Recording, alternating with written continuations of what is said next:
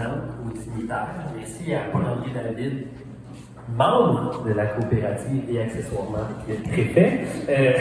Serge Morin, président de la Caisse, membre de la coopérative, accessoirement président de la Caisse. Alors, merci à tout le monde d'être ici.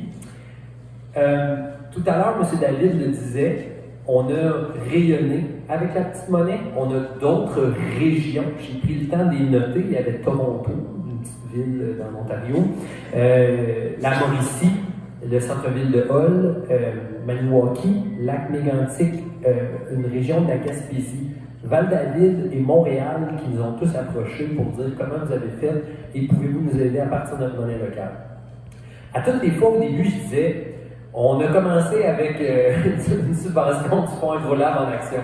Toutes les fois, ils disaient, ah, c'est pas juste de la triche. Ils n'arrivent pas à créer, à avoir l'étincelle. Puis, je dis, en plus de ça, on a eu 30 000 la caisse pour commencer. Fait que, on a commencé avec comme on a dit tout à l'heure avec l'Agrolab, avec les moyens de nos ambitions pour faire en sorte d'avoir créé la monnaie qu'on a créée aujourd'hui. Là, on vient de dépasser, ou en tout cas, cette semaine, on va dépasser le cap des 350 000 petites monnaies émises pour, en valeur de transaction, on parle d'à peu près 650 000 qui s'est échangé dans la destination en petite monnaie et c'est grâce à vous, les personnes qui sont ici.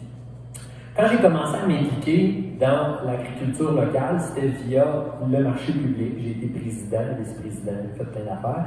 Puis là, maintenant, j'en suis directeur. Et au marché public, bien évidemment, on fait différentes choses, mais on fait, entre autres, un marché public. Et dans le marché, ce qu'on voit vraiment, c'est des producteurs qui arrivent là et qui ont une mission de nourrir leur communauté, de nourrir le monde. C'est ça que les gens veulent faire et ont comme ambition de faire.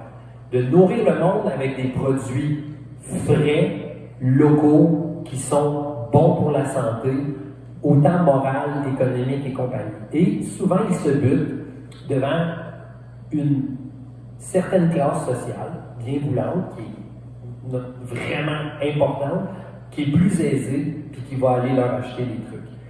Et ils vont être dépendants d'une classe sociale qui a plus les moyens d'acheter les produits qui sont un peu plus chers, pas tout le temps, mais un peu plus chers souvent. Et leur précarité fait en sorte qu'on est dans un système, malheureusement, où les riches se font nourrir par les pauvres, tandis que les riches se font nourrir par des pauvres, tandis que les pauvres se font nourrir par les riches. C'est un petit peu ce qu'on voit en ce moment avec le gros agro-business qui réussit à faire des produits qui sont faibles en nutriments, mais en grande masse, peu cher pour une population plus vulnérable. Alors, à un certain moment donné, c'est un serpent qui se mange la queue. Alors, moi, je le fais à la maison, je jardine, puis je le vois quand on mange un produit frais, l'effet que ça a sur nous, et je veux que plus de personnes puissent vivre ça. J'ai travaillé notamment dans des écoles avec des personnes vulnérables, et je l'ai vu qu'est-ce qu'ils mangeaient, et tout ce que ça voulait dire dans leur psyché, dans leur santé, dans leur quotidien. Dans le Bas-Saint-Laurent et dans Port-Neuf, ils ont fait une expérience de coupons nourriciers et on s'est rendu compte que 50% des personnes qui avaient reçu des coupons nourriciers n'avaient jamais mis le pied dans un marché public de leur vie. Alors, 62% de ces personnes-là qui ont été dans les marchés publics, qui ont reçu des coupons nourriciers et qui ont dépensé plus que ce qui leur a été offert en coupon nourricier. Ce qui veut dire que c'est un nouveau marché qui se développe, c'est une mise en relation, ça crée des habitudes, ça fait un système où les gens s'échangent des trucs, s'échangent des recettes, mais du côté informel, où est-ce qu'on peut dire achète cette pièce de viande-là qui est un peu moins chère, cuisine-la de telle façon, tu vas adorer ça. Ou est-ce que tel légume goûte-y, et ça devient déstigmatisant parce que la petite monnaie solidaire, quand les personnes vont en recevoir, ils vont payer, mais le producteur de l'autre côté ne saura jamais que la personne qui a payé va avoir reçu de l'aide alimentaire. Ce qui veut dire que ça déstigmatise, ça anonymise le processus. Alors, l'idée de la petite monnaie, ça a toujours été de remettre l'humain au centre des échanges.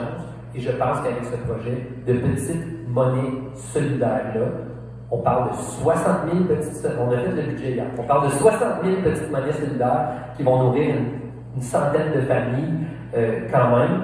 Et je dois dire, pour quitter, que je travaille pour ma communauté, mais dans mon sous-sol.